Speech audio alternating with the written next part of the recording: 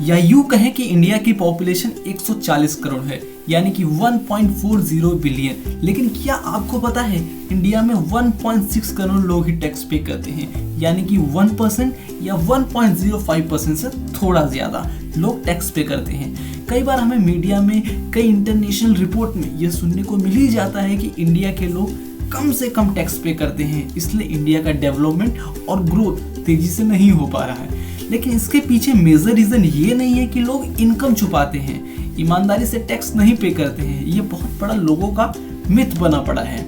India में ज़्यादा से ज़्यादा लोग टैक्स पे ना करने का कारण क्या है, आज हम इसी वीडियो में डिस्कस करेंगे। तो चलिए वीडियो को शुरू करते हैं और उम्मीद है कि आज आप पूरी वीडियो देखेंगे। तो दोस्तों चलिए एक बार भारतीय टैक्स स्ट्रक्चर को आसान भाषा में समझ लेते हैं। भारत सरकार भारत के लोगों से दो टाइप्स के टैक्स वसूल करती है, एक डायरेक्ट टैक्स और एक इनडायरेक्ट टैक्स। डायरेक्ट टैक्स आपको अथॉरिटी को डायरेक्टली पे करना होता है, जैसे कि इनकम टैक्स और वेल्थ टैक्स। बेसिकली जब आपके बैंक में कुछ पैसा आ जाता है, उसी के अंदर से कुछ पोर्शन, कुछ अमाउंट निकाल कर जो गवर्नमेंट को देना होता है, उसे कहते हैं डायरेक्ट टैक्स। उसको कैलकुलेशन डायरेक्ट टैक्स के अंदर होती है। लेकिन जब वहीं बात करते हैं गुड्स और सर्विसेज टैक्स में, गुड्स और सर्विसेज टैक्स की जब सप्लाई होती है तब वहाँ पे लगता है गुड्स एंड सर्विसेज टैक्स। लेकिन अंतर यही होता है, डायरेक्ट टैक्स में स्लैब रेट्स होते हैं, वहाँ पे कुछ एग्जेम्पशन होती है और कुछ क्राइटेरिया होती है लोगों को पे करने के लिए, कुछ टैक्स पे करने के लिए क्राइटेरिया होती है। लेकिन अगर गुड्स एंड सर्विसेज टैक्स की बात की जाए तो वहाँ पे कोई क्राइटेरिया नहीं है। अगर एक करोड़पति एक बिस्किट का पैकेट खरीद रहा है तो उसको भी वही 5% का टैक्स देना पड़ेगा। अगर वही एक गरीब आदमी टैक्स पे करेगा तो उसको भी 5% का ही टैक्स पे करना पड़ेगा। लेकिन जब बात आती है इनकम टैक्स की, तो भारत में इसकी भागीदारी बहुत कम हो जाती है। इंडिया की पॉपुलेशन, जैसा कि हमने पहले ही बात किया था, कि 140 करोड़ है, जिसमें से केवल 1.05% लोग टैक्स पे कर रहे हैं। वो भी इसलिए कि इंडिया की इनकम टैक्स स्ट्रक्चर की वजह से, जो भी बहुत कम लोगों के ऊपर अप्लाई होती है, टैक्स पे करने के लिए अलाउ करता है।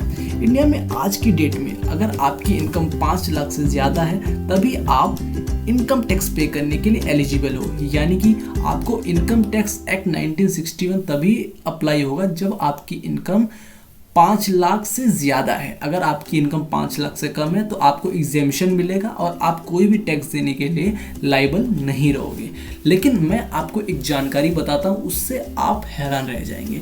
2020 के सर्वे के अनुसार भारत की average per capita income 1.40 lakh थी, यानी कि अगर एक परिवार में एक व्यक्ति काम कर रहा है तो उसकी सैलरी 1.40 लाख होगी। आप हिसाब लगा सकते हैं कि एग्जेम्पशन मिलती है 5 लाख तो और एवरेज सैलरी है 1.40 लाख। तो ये डिस्टेंस, ये गैप काफ़ी बढ़ जाता है, जिसकी वजह से भारत के लोगों को एग्जेम्पशन मिल जाती है और वो टैक्स पे करने के लिए एलिजिबल नहीं होते और उन पर ये लायबिलिटी शिफ्ट नहीं हो पाती है।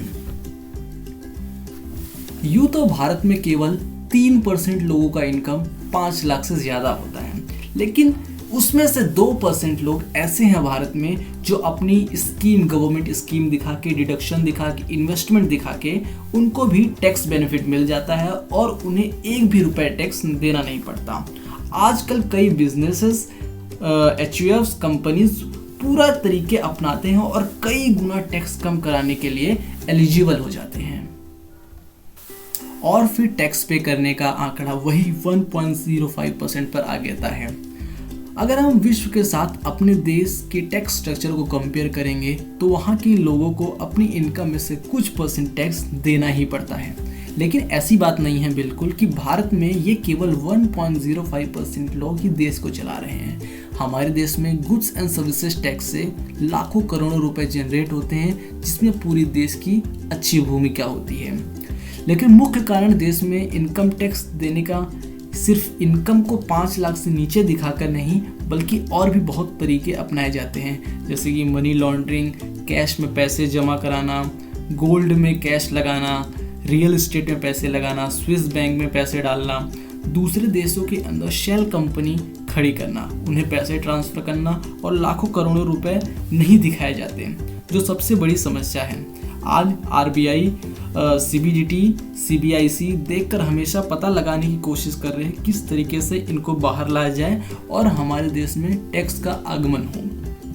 अगर आपको ये वीडियो अच्छी लगी हो तो कृपया करके ज़रूर अपने दोस्तों के साथ शेयर करें।